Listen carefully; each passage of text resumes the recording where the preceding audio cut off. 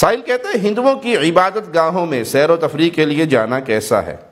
اہل شرک کی عبادت گاہوں میں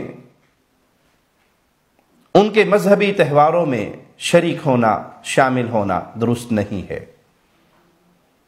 آپ ایک ایسی جگہ پر گئے ہیں جہاں اللہ کی بغاوت ہو رہی ہے، شرک ہو رہا ہے، غیر اللہ کی پوجا ہو رہی ہے، اب آپ پر لازم ہے کہ اگر آپ وہاں گئے ہیں تو اس شرک کا رد کریں۔ یہ غلط ہے، یہ حرام ہے، یہ خلاف اسلام ہے، اللہ اور اس کے رسول صلی اللہ علیہ وسلم نے اس سے منع کیا ہے۔ اگر آپ میں یہ جرت نہیں تو آپ پھر وہاں پر جائیں نا۔ اگر آپ جائیں گے اس مجلس میں تو وہاں خلاف شریعت ہونے والے عملوں کا رد کرنا آپ پہ لازم ہوگا، وگرنہ آپ اس مجلس میں نہ جائیں۔ یا آپ وہاں پر گئے اور جب وہ کام شروع ہوا آپ میں جرت نہیں ہے رد کرنے کی تو کم از کم وہ مجلس چھوڑ دیں، وہاں سے اٹھ جائیں، وہاں سے چلے جائیں۔